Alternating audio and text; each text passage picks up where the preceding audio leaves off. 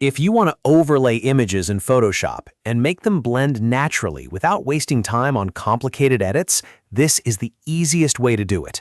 In the next few minutes, I'll show you exactly how to place a second image, position it correctly, choose the right blend mode, and fine-tune the effect so it looks clean and professional.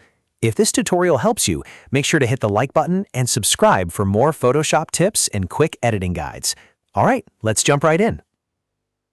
First, open Photoshop and load your main background image. This is going to be the base layer that everything else sits on top of. Once your main image is open, go up to the top menu bar and click File. Then choose Place Embedded. This is the best method because it brings your second image into the document as a new layer, which makes it much easier to move, scale, and blend. Now browse to the image you want to overlay and select it. When you click Place, Photoshop will drop that image into your document and automatically show a transformation box around it.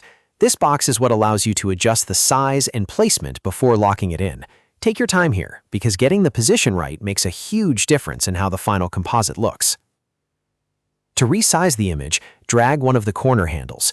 If you want to keep the proportions correct, make sure you scale from the corners rather than pulling from the sides. Then drag the image into the spot where you want the overlay effect to happen.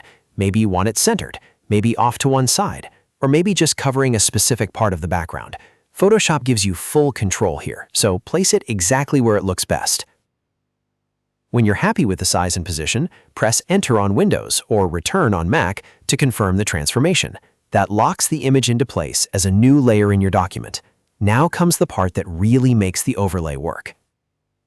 Look over at the Layers panel on the right side of the screen. You should see your background image at the bottom and the new image layer above it. Right next to the opacity slider, there's a Blend Mode drop-down menu, and by default, it will probably say Normal.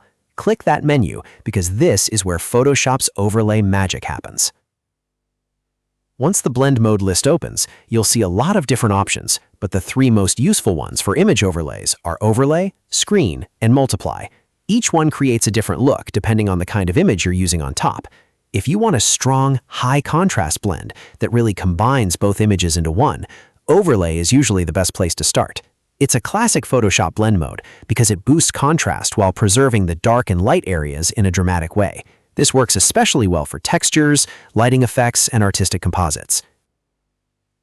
If your top image has a black background, then Screen is often the better choice. Screen makes black areas disappear and keeps the lighter details visible. That means it's perfect for things like stars, dust, glow effects, light leaks, or any image where you want the dark parts to vanish and only the bright details to remain. On the other hand, if your top image has a white background, then Multiply is usually the right choice.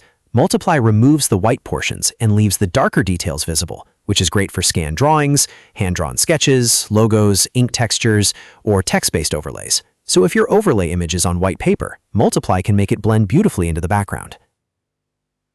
As you hover over each blend mode, Photoshop gives you a live preview, so you can immediately see how the two images interact. That makes it easy to compare styles and choose the one that fits your project best.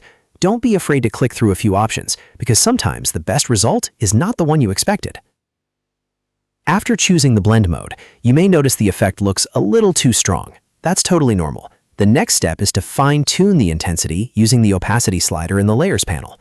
Slide it down to around 50% or 70% if you want the overlay to feel softer and more natural. Lower opacity is especially useful when you want the top image to enhance the background instead of overpowering it.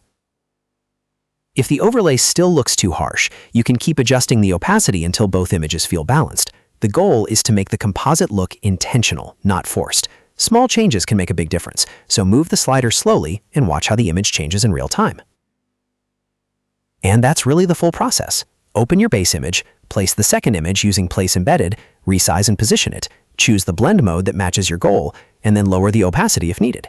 In just a few simple steps, you can create clean image overlays in Photoshop without needing advanced editing skills. If you found this helpful, be sure to like this video and subscribe for more Photoshop tutorials, beginner editing tips, and practical design workflows. Thanks for watching, and I'll see you in the next one.